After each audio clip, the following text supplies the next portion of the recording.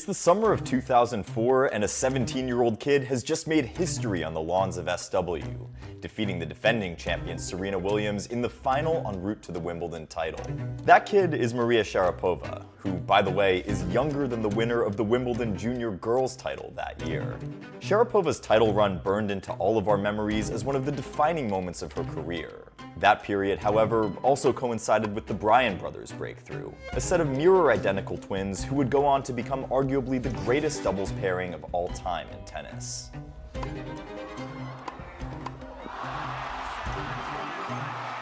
It's 2 decades later, here in 2025, and here we are celebrating the induction of Sharapova and the Bryan Brothers into the International Tennis Hall of Fame. It's been a dream career for these legends, but their impact off the courts has been even more profound. Sharapova and the Bryans dominated their sides of the sport while sharing somewhat similar trajectories. And as we celebrate their induction into the 2025 class, it's time we reflect on some of the most unforgettable moments that shaped these legends' careers. Sharapova was born in Siberia, Russia, on April 19, 1987.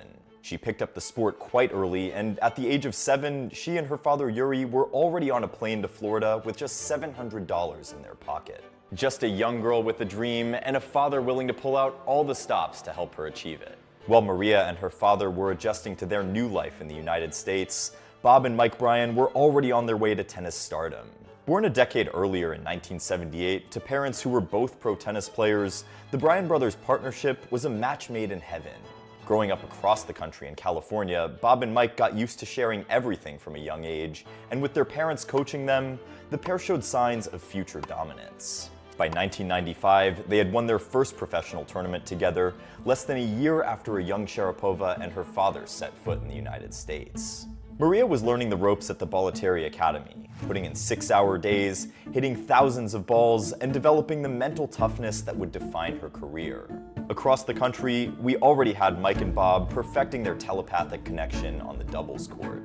The breakthroughs, however, would come almost a decade later.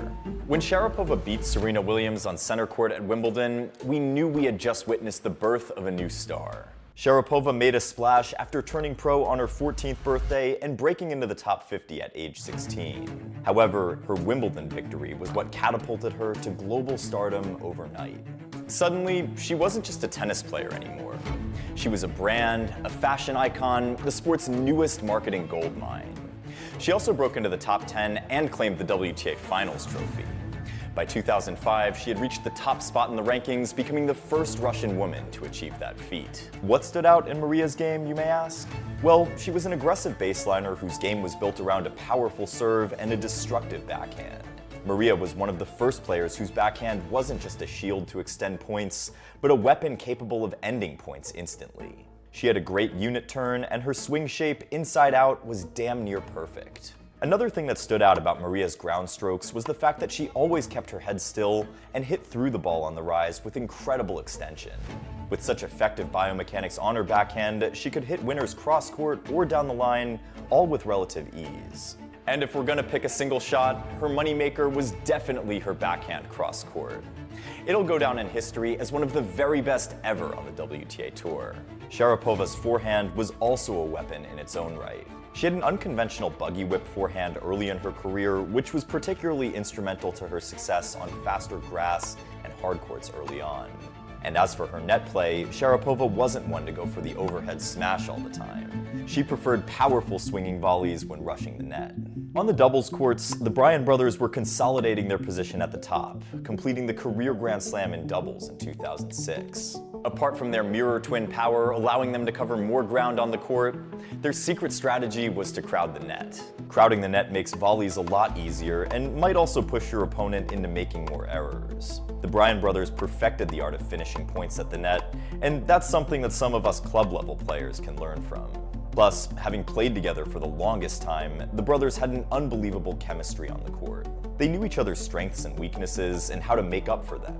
Safe to say that the teamwork and communication between the two was phenomenal. That same year in 2006, we also had Maria Sharapova winning the US Open, beating Justine Henin in the final.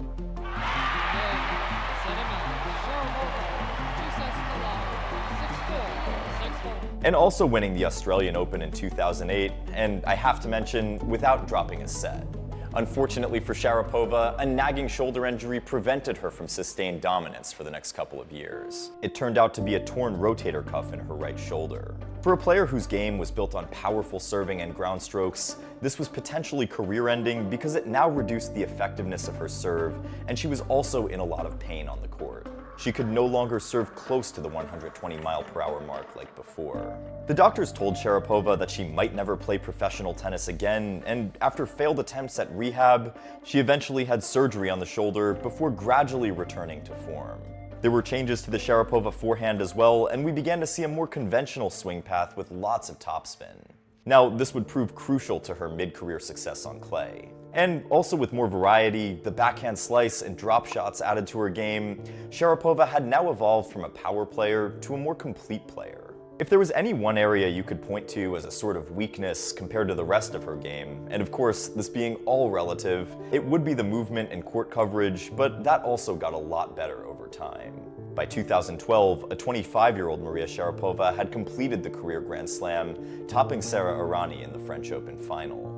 The woman who once described herself as a cow on ice because of her inability to slide on the surface had now won the biggest title on clay, and ironically, she would end up having the best match win percentage of her career on the surface. Coming back from a shoulder injury to win a Grand Slam on what was once her worst surface just gives you an idea of Sharapova's mental toughness and how hard she worked. Across the pond, we had Mike and Bob, who were showing no signs of slowing down. The Americans won the elusive Olympic gold medal in 2012 and had just about completed tennis in terms of silverware and doubles. All in all, the year 2012 was yet another pivotal moment for the Hall of Famers. For the Bryans, they had now won so many titles that we were beginning to lose track of the number. That is, until 2014, when everything changed. We didn't know it at first, but 2014 would end up being the last year Sharapova and the Bryans won their last Grand Slams. And although it looked like they could go on to win more, it just wasn't meant to be. See, for elite athletes, the hardest opponent isn't always the one across the net. Sometimes it's literally their own bodies. For Maria Sharapova and the Bryan brothers, physical setbacks would push them to their limits and test them in ways that they could have never imagined over the next few years. Already in their mid-30s, the Bryans were confronting the reality that their dominance wasn't going to last forever. Physical and personal struggles had started to emerge, and the cracks were beginning to form around a once invincible team. For the next couple of years, these players faced some of the lowest lows they faced in their careers. The Bryan streak of 139 consecutive weeks at number one came to an end in 2015, and they were now clearly on the decline. For Sharapova, the injuries had now become more frequent, and there was also a palpable decline in form. However, she came back to win a title in 2017 and even returned to the top 25.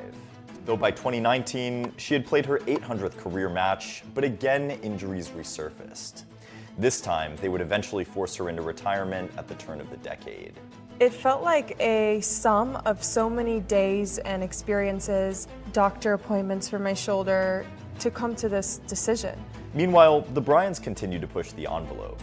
Despite not being the force they once were, Mike and Bob continued to stick it out. They managed to win back-to-back Miami Open titles between 2018 and 2019, before also hanging up their rackets in 2020.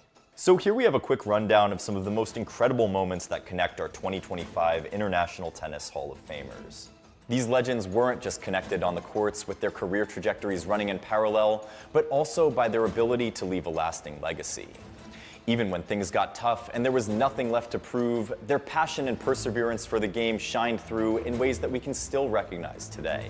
Despite navigating all sorts of difficulties, Sharapova intimidated opponents with her competitive fire because you always knew that no matter what happened, she would go out fighting. She played every shot like it was the last shot, like she was match point down, and oh, she never broke her racket when frustrated. Maria spent a total of 21 weeks at the top of the women's ranking, while the Bryan brothers logged a record-smashing 438 weeks at the top. They all completed the career Grand Slam. Sharapova won a total of 5 majors and reached another 5 finals, while the Bryans won 16 slams and reached the finals in another 14. Sharapova won 36 WTA Tour-level titles and at least one title every year between 2003 and 2015, also reaching at least one slam final between 2011 and 2015. She's the only player in the history of women's tennis to complete the career Grand Slam and win 9 different WTA 1000 titles. Plus, she racked up $38.7 million in prize money over the course of her career, while Bob and Mike notched 119 titles together and a combined $32 million in prize money. But when we talk about athletes who transcend their sport, it goes so far beyond the statistical accomplishments. It's the players' ability to connect with fans and inspire the next generations behind them. And not many did that better than Maria Sharapova and the Bryan brothers. Sharapova isn't just one of the best tennis players in history.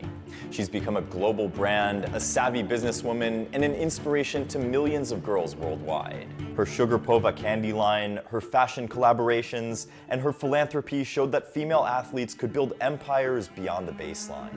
The Bryan brothers, meanwhile, transformed the modern doubles product from an afterthought to a main attraction while also becoming a global brand themselves. And of course, we have those famous chest bumps which energized crowds for years and were a pretty cool celebration too. The Bryans made doubles look so cool again. They brought showmanship and personality to a format that had been losing popularity over the years. Mike had said that he wanted to make doubles more entertaining for people to watch, and the Bryans did this by connecting with fans in lots of different ways. Hosting clinics, high-fiving fans, bonding on social media, at events, you name it.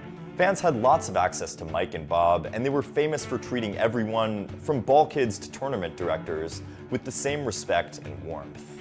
They made you feel like a part of the family. The Bryan brothers' longevity and their ability to compete well into their 40s while reinventing their games multiple times to stay relevant was something almost unheard of. For Sharapova, there was an aura of glamour and mystery, which made her all the more interesting to tennis fans. People connected with her because of her personal story, vulnerability along the way, and her unending desire to be the best. Her multiple comebacks from injury are testaments to her rare mental fortitude. But was it all worth it for Sharapova? Well, here you have the answer. Is it worth it? Throughout 28 years of my life, it was completely worth it. The former world number 1 established the Maria Sharapova Foundation, which has provided scholarships and support to children from Chernobyl-affected areas in Belarus, as well as educational programs in Russia. The Bryan brothers, meanwhile, never lost their connection to their California roots. Their annual charity event in their hometown of Camarillo has raised millions for children's programs. They also established the Bryan Bros Foundation to support youth tennis and other education initiatives. As we look back at Maria Sharapova and the Bryan brothers' career half a decade since their retirement, we are once again reminded that greatness and impact in sport is basically all about leaving the sport better than you found it. That's something that Maria, Mike, and Bob certainly have done, and their induction into the International Tennis Hall of Fame is totally deserving. Sharapova was a pioneer for the current style of modern tennis on the WTA Tour. And as for the Bryan brothers, Bob and Mike, they took doubles to new heights, showing just how much of a career a tennis player can have simply by focusing on doubles. Their tactical approach to the game and marketability beyond the courts are gentle reminders that there's still untapped potential in doubles. These legends will be remembered as people who gave everything and took nothing for granted. On behalf of the entire community of tennis fans and all those that you've impacted, here's a huge thank you to Maria Sharapova, Mike, and Bob Bryan for everything that you've given us over the years. The life lessons, the memories, and of course, pouring your heart and soul into the sport that we all love. Oh, and once again, a huge congratulations on your induction to the International Tennis Hall of Fame.